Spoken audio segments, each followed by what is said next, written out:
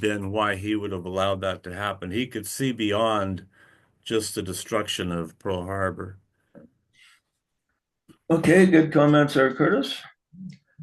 Let's proceed with our class today. We're starting chapter 17 in the book of Revelation, uh, going into the woman and the 10 horns. And there came one of the 7 angels which had the 7 vials and talked with me, saying unto me, Come hither, and I will show thee the judgment of the great whore which sitteth upon the many waters, with whom the kings of the earth have committed fornication, and the inhabitants of the earth have been made drunk with the wine of her fornication. So he carried me away in the spirit in the wilderness, and I saw a woman sit upon a scarlet colored beast full of the names of blasphemy, having 7 heads and 10 horns. So I'll bet you that's really clear, the meaning of that to everybody, right? You just really got figured out what it all means. There's mud. Okay, the first thing to look at is the woman. Here we have a woman described that's a whore, that's a terrible woman. But back in Revelations 12, we had a woman described that was very benevolent. Okay, so what you have in these 2 chapters is a description of the positive use of female energy and the negative use. The positive give birth to the Christ in chapter 12. So when you use the positive aspects of the female energy within you, you give birth to the Christ within, and it nourishes the Christ within you. If you use the female energy incorrectly, then you are compared to a whore that is completely negative, completely the opposite. And to understand how that works, you got to understand what the female energy is. The male energy is radiant, active, visible, uh, and scatters. The female energy is magnetic, associated with gravity, pulls things together, creates form, and identifies with the feeling nature. Male energy is more associated with mind, female energy associated with feeling.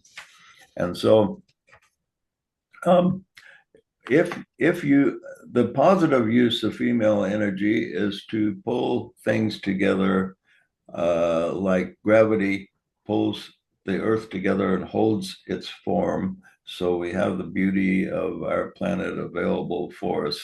And this is what the female energy does. It attracts uh, things to it by its beauty and its form. And so, but the feeling nature is very female, because powerful feelings are very magnetic, and your feeling desire, like many of the books about how to attain what you want, tell you to amplify your desire, put your desire and intention out there, and you will just pull things, abundance to yourself. And there's a certain amount of truth to that, but it also has to work in conjunction with the male energy. But so they leave out some things, but that's the positive aspect. And as we talked last week, uh, if you have a beautiful female and she doesn't have to go out and do anything to get attention. She just has to show herself, and guys will flock around her and try to get her attention. A guy can't do that. A guy has to go out and say, "Hey, I got a lot of money," or whatever. Want to come spend some time on my yacht? That type of thing will showing that he has power. or common sense that attracts, but with a female, her form itself is very attractive. Now, so this is what this is telling us about is the negative aspect of the female energy. The negative aspect is very powerful because it pulls to itself that which is used by what we call the beast or the antichrist energies. They can use the negative aspect of the female to its advantage. And this is what gives the beast the power. And so we're told that this female energy sits upon the scarlet colored beast. So the female energy sits upon this beast, and it's full of the names of blasphemy. Now, what produces the misuse of the female energy is the focus on the solar plexus. You have 7 centers that go up your system from the base of the spine to the top of the head. And the most powerful center of them all with average humanity is the solar plexus, which governs the lower emotions. Now, the higher emotions is governed by the heart. And that's where the positive aspects of the female energy reside. What we think of as the negative aspects is in the solar plexus. Now, what produces the problem with the female energy is when the lower controls the higher rather than the higher controls the lower. The solar plexus energies are not bad, they're just lower than the heart. For instance, regular desire to succeed in life and make money, for instance, nothing wrong with that, but that's controlled by the solar plexus. The feeling of love and service to humanity to help people, that comes from the heart. That's a higher type of feeling. And the principle is this: the lower always must be controlled by the higher, because the lower cannot control itself properly. So the lower needs to be controlled by the higher. And so you have the heart energies and the solar plexus energy, both associated with the female. And if the solar plexus controls the heart rather than the heart controlling the solar plexus, then you have a distortion of the female energy. And this is what the harlot is. The harlot exists and gives power to the beast. And the beast is that outward authority that takes the place of God. And God, the source of God, is within, not without. But if you give your power to the gods without, whether it be a book, a Bible, a prophet, priest, or king, or political leader, it doesn't matter who it is. People give their power to outward authorities that take the place of the true authority, which is the God within. That's what Hitler did. He did that very thing. Yeah, And he appealed to the emotional nature of his people, and they worshiped him because of it. right. And he went in that direction. The lower controlled the higher rather than the higher controlling the lower. But they saw him as the higher. Yeah. So with the solar plexus energies, which controls just your normal aspirations and feelings and romantic energy and desire for success, all these things are controlled by the solar plexus. If they control the higher energies of love, wisdom, service, then your service begins to be dedicated to the material side of life and the lower. And this is where the big danger is. And this controls the whole world, according to the book of Revelation. It says, the woman sat upon the scarlet colored beast, and it said, I will show thee the great whore that she sitteth upon the many waters. Now it tells us what the many waters represented just a few verses later in chapter 15 of this, or verse 15 of this chapter. The waters which thou sawest where the whore sitteth are the peoples, the multitudes, and nations and tongues of the earth. Okay, so the waters where the are the sea of people that make up all the nations and peoples of the earth. These are the waters, and water, of course, is symbolic of emotion itself. So this lower emotional energy, the lower controls the higher among all the peoples of the earth, and this gives the beast or the Antichrist power, not in some future dictator like Hitler, but now and through the ages. It's always been there, controlling the peoples of the earth by having the lower controlling the higher instead of the higher controlling the lower. And then eventually, what happens is certain disciples progress and they begin to focus in the higher, so the higher controls the lower. And when that happens, then they become part of what the book calls the 144,000 that followeth the Christ wherever he goeth. And that's the difference between the 144,000 and those that are subject to the beast.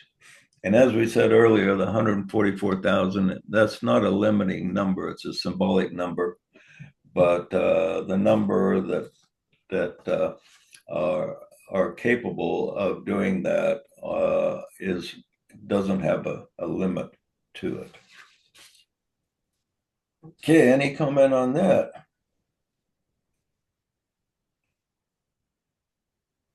Well, that's when you have Armageddon, when you have the conflict between the higher and the lower. Yeah. So what's interesting, it calls her a prostitute. Now, what's the difference between the female energy that's used by a prostitute and those used by a virtuous woman? What's the difference? Well, the prostitute sells her virtue to the highest bidder, Yeah, and a virtuous woman doesn't. She reserves it to her partner, one right, person. right. So, and this is what happens when the lower controls the higher.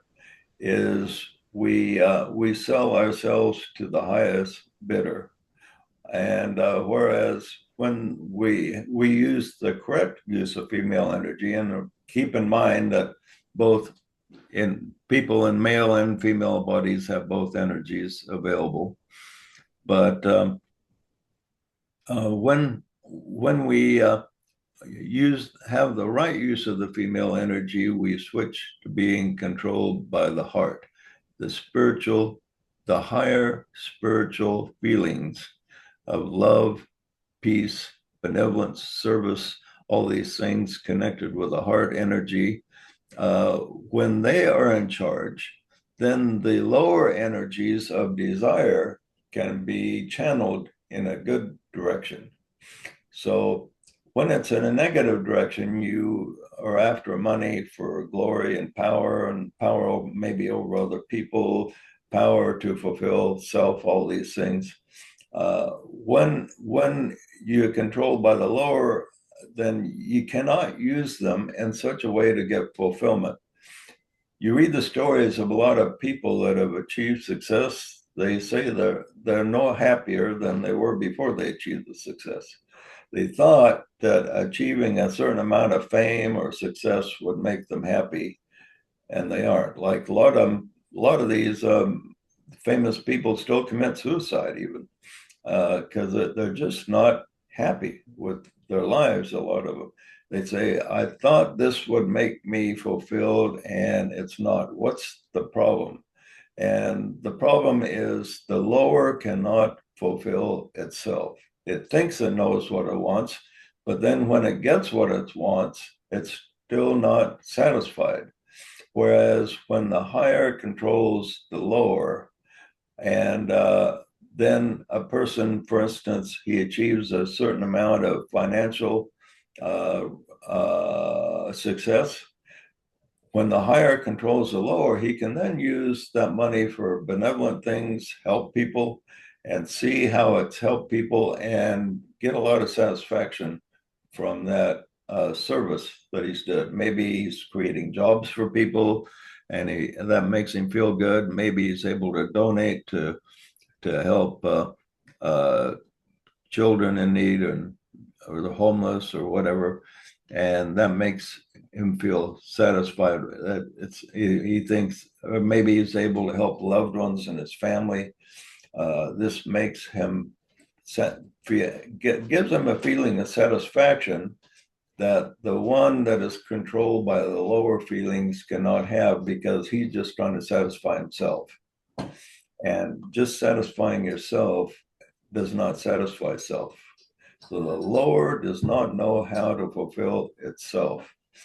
But once you switch to the higher, you can then direct the lower energies to something benevolent that you can see is actually producing some good in the world. So that's the basic principle to get out of this particular section, is the lower cannot fulfill itself, but we need to switch to the higher to be in charge. And that's the way it plays out in life too. Like in management in business, if you're in a business and you have, say you're in a group of 12 people over a manager, and the manager retires, so they got to pick a new manager. And if they pick maybe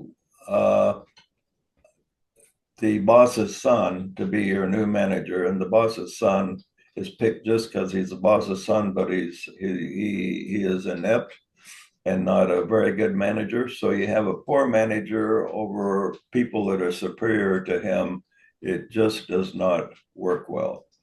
And this is what it's like when we let the lower emotions control ourselves. It just does not work. And this is why the world doesn't work very good. There's so many wars and conflicts, is people are controlled by their lower emotions. And it talks about the beast having control over all the peoples of the earth, and it's the control over all the peoples of the earth is through manipulating their lower emotions. And all the leaders of the world that are successful, just about, except for maybe a small handful in history, have manipulated the lower emotions. And the more they're able to do that, the more popular they get. And they can fail time and time again and still get reelected because they manipulate the lower emotions of the people. Okay. Can you kind of see that in real life, how that plays out? I And see how the Peter principle plays out pretty well. yeah, it sure does. And the woman was arrayed in purple and scarlet color and decked with gold and precious stones and pearls, having a golden cup in her hand full of the abominations and filthiness of her fornication. Now she's accused of fornication. Now, what fornication is in the scriptures is detailed in the Old Testament, where God was compared to the husband of Israel. And then when they went and worshiped the golden calf or idols, they were accused of fornication because they took their minds off of the true God and put it on an outer God, which was an idol. And so this is what the lower feelings do. They take our attention off of the true source, which is the God within, and put it on the outer world. And so this is what it means by the woman committing fornication. Now it says she is decked in purple and scarlet, and this was the typical colors that were worn by prostitutes in Rome in the days of John when the book of Revelation was written. They were decked out in these colors, and when you saw a fairly good-looking woman in Rome wearing purple and scarlet, then you knew she was a prostitute. Now, if you've ever been to Las Vegas, I haven't been there for a while, but last time I was there, you could always tell the prostitutes that were hanging out because of the way that they were dressed, the way that they were looked. So it's quite similar today. If the prostitutes in their work, when they're working out in the open, you can really tell that they are a prostitute just by the attire that they have. Okay, and she, the prostitutes, it says they had precious stones, pearls, a golden cup in her hand. The golden cup symbolizes, and this all symbolizes the association of the prostitutes with the riches of the world. And the really successful prostitutes, they often service men of great wealth and spend time on their yachts, spend time sharing their wealth while they're servicing these guys. So the golden cup in their hand symbolizes that the beautiful outward appearance associated with the prostitutes. They come across as desirable as they can make themselves look, and then they often temporarily share the wealth of those who they service, and they often get gifts from those who they service. And so the woman, which is compared to a prostitute, is really the lower emotions. The lower emotions goes after these things. The golden cup in their hand symbolizes success that people have through focusing on servicing the lower self. Many of them do achieve success, and when they get it, they buy precious things, yachts, second homes, much more than they need, Rolex watches, luxury vacations, private jets, all these things. And this is symbolic of the prostitution of the lower energies. Whereas the correct use of the lower energies is to get wealth for if that's something that you acquire, is to be able to use it for the benefit of the world. Now, Elon Musk, to his credit, he had a lot of luxury he had several luxury homes, and he decided after I think it was after a spiritual experience he had to sell them all. He sold everything that he had that was considered a luxury, and he now lives in a 400 square foot tiny house. That's all he has, 400 square foot for what he actually owns. And he often sleeps in the offices or the facilities that he oversees. Like when he's at SpaceX or when he's at Tesla, he will usually just sleep on the couch in the office because he works about 18 hours a day. And what kind of spiritual experience did he have? Did he get it from one of Trump's $50 Chinese Bibles or what?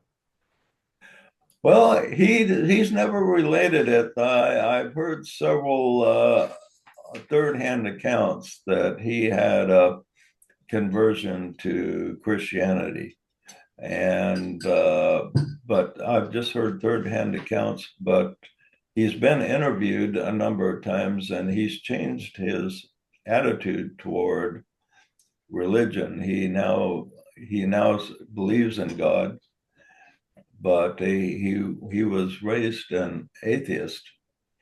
So in the beginning, when he had all those yachts and stuff, he had the atheist mindset, and when he switched to more of a Christian mindset, he sold everything that was a luxury, and he doesn't live any better than you and me live as far as luxuries, except he does have one luxury, and that is a private jet, because he said his time is worth at least $1 million an hour, so it doesn't make sense to travel commercially. Uh, so he has to have a private jet but that's the only luxury that he allows himself. Everything else he doesn't. He's dedicated all his riches to produce to get to Mars, because he believes that we're in danger of destroying this planet, and we need to. He's not sure if there's life anywhere else in the universe, and he thinks that this is such a human life is such a special thing, it needs to be preserved. So he wants to establish a colony on Mars. So if we blow ourselves up, we can he can repopulate the Earth after everything settles down. That's pretty much his belief system. So he's totally dedicated to that, which is kind of interesting. Whereas you look at all these other billionaires, they have their yachts and fancy homes, and many of them own a half a dozen different homes, some of the billionaires. But to his credit, he lives in one of his tiny houses, and he's in the process of manufacturing tiny houses that will supposedly sell for $50,000 or less, and it's totally self-sustaining, operates on solar energy, and it's kind of interesting. So, but yeah, he's into a lot of endeavors that could make him a trillionaire one time or another. But okay, so anyway, there's not very many people that attain great wealth that use it benevolently for humanity. Most of them use it to further some cause that furthers outward authority and control over people's lives. Then it says, upon her forehead was a name written: Mystery, Babylon the Great, the mother of harlots and abominations of the earth. And upon the forehead of the prostitutes in ancient Rome was written the name of the prostitute on a insignia there. And so, but as this plays out among us, in the forehead of the 144,000, it says it's the name of God. But in the name of those that are associated with Mystery Babylon and the beast is also a name written. What would that name be? Well, the answer is right there. Mystery Babylon the Great, the mother of harlots and abominations of the earth. And that's what we'll continue next week. We'll talk about this name of the harlot and the full meaning of it. And That's pretty much all the time we have, so we'll cut it off there. Is any comments or questions on what we've discussed? Well, you don't have to be a billionaire to be controlled by the harlot energy. Oh, yeah.